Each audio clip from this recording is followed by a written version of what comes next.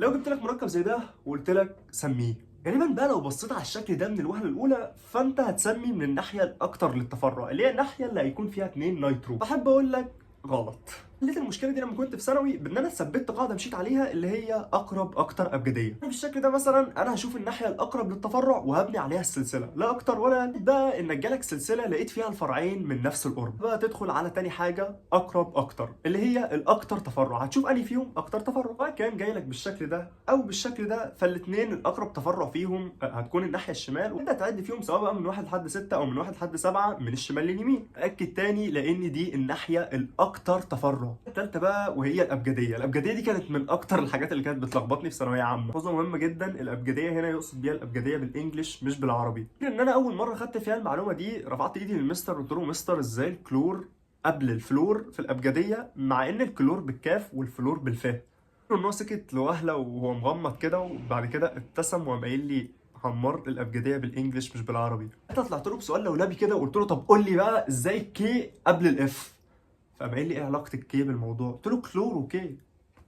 عموما ترتيبهم الابجدي انا هقولهم ليك دلوقتي وهكتبهم قدامك على الشاشه، وانت لازم تنقلهم في كراسه تعلقهم على الحيطه وتكتبهم حواليك عشان ما تنساهمش وما تتلخبطش فيهم. حاجه عندك مجموعه الامينو NH2، امينو ايه، حاجه برومو بي، فلورو سي مش كي ما تكسفناش، مجموعه الاي سايل C2H5 بالاي، فلورو اف، ايودو اي، ايثايل ام، ترو NO2.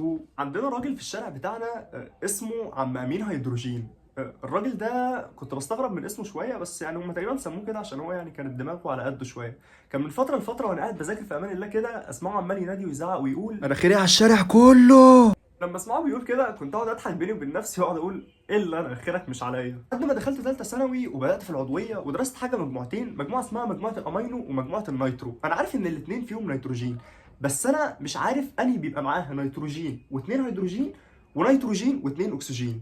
كنت بتلخبط ما بينهم جدا ومش عارف احفظهم ابدا، لحد ما ربطتها بان عم امين هيدروجين يبقى الامينو هيدروجين، فيبقى امين هيدروجين امينو هيدروجين، نيترو نيتروجين واكسجين. لما خلصت ثالثه ثانوي ما قدرتش انزل ستوري احط عليه اغنيه محدش كان خيره عليا، لان عم امين هيدروجين كان خيره عليا. بص هي الحته دي بسيطه بس لازم تاخد بالك منها لانها بتتنسي.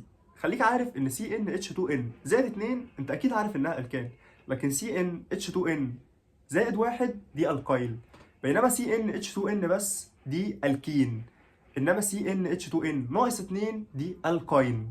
بص لو جالك سلسله فيها مجموعه القايل فانت فكها في حاله انها هتزود السلسله او تعمل لك سلسله جديده اطول من السلسله الموجوده. بص معايا في المثال ده كده عشان تفهمني. ده لو جينا نعد السلسله الرئيسيه هنلاقي 5 كربونات بس، لو فكينا مجموعه الالقايل هنلاقيها عملت لنا سلسله اكبر مكونه من 6 كربونات. اذا نرجع للقاعده اللي بتقول سلسله الالقايل تفكها في الحاله انها تديك سلسله اطول من السلسله الموجوده. كده عايز اقول لك كدكتور صيدلي انا كل هدفي من الفيديوز دي ان يمكن الاسلوب المختلف في الشرح ده يثبت المعلومه في دماغك او يفكرك بحاجه انت ذاكرتها قبل كده، او تثبيت للمعلومه مش اكتر.